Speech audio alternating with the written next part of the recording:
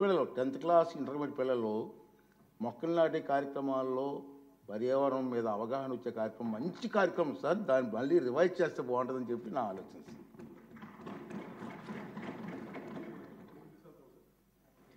కాదు ఏది అడిగినా డబ్బులతో ముడిపడదు సార్. నా భయం ఏంటంటే గతంలో ఒక సినిమా ఉంది సార్, జల్సా అని.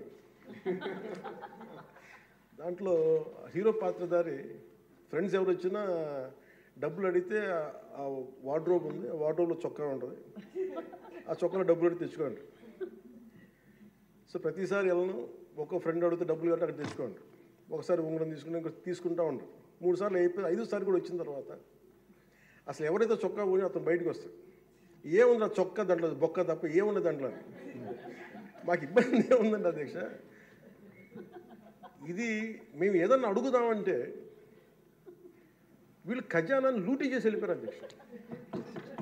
వాళ్ళు ఎందుకు ఫేస్ చేయలేకపోతున్నారంటే మన మీద కోపం కాదు, మనల్ని ఫేస్ చేయలేక, మన ద్వారా ప్రజల్ని ఫేస్ చేయలేక.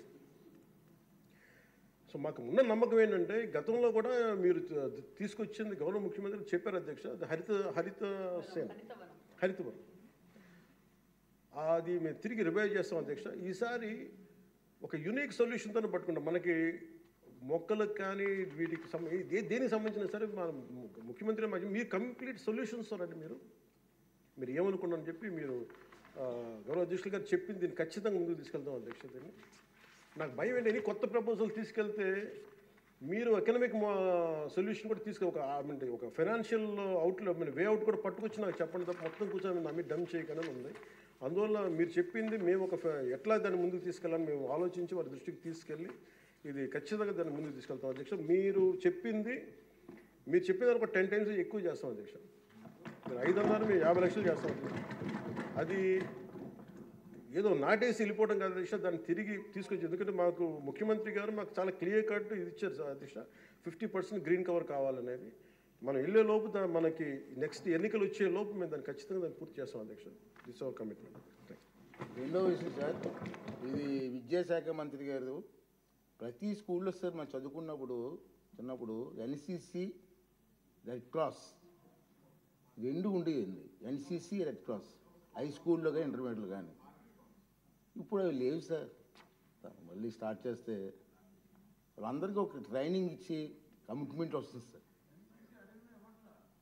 గవర్నమెంట్ ఆఫ్ ఇండియా ఇవ్వాలి అధ్యక్ష. ఇది మీరు చెప్పింది మంచి సూచన సలహా అధ్యక్ష. ఇది కేంద్ర ప్రభుత్వంలో రాజ్నాథ్ సింగ్ గారిని కూడా మొన్న ఢిల్లీకి వెళ్ళినప్పుడు కలిశాను. మనకి డైరెక్టరేట్ ఇవ్వమని నేను కోరాను అధ్యక్ష. ఆయన అనుకూలంగా స్పందించారు. ప్రతి పాఠశాలలో కూడా ఎన్సీసీ తీసుకురావాలని లక్ష్యంతో పనిచేస్తున్నాం అధ్యక్ష. మీరు రాబోయే రోజుల్లో మార్పు అనేది మీరు గమనిస్తారు అధ్యక్ష. చాలా కమిట్మెంట్తో తీసుకుని, ఎందుకంటే గౌరవ ముఖ్యమంత్రి గారితో అదేవిధంగా పవన్తో కూడా చాలాసార్లు నేను డిస్కస్ చేశాను. స్పోర్ట్స్ ఒక పక్కన, ఎన్సీసీ ఒక పక్కన చేయాలని చెప్పారు అధ్యక్ష. విల్ టేక్ ఇట్ అప్ అధ్యక్ష.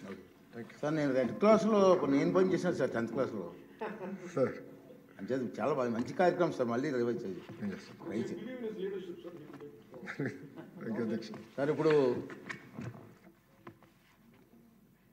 ధన్యవాద తీర్మానంపై జరిగిన చర్చకు ఇప్పుడు ముఖ్యమంత్రి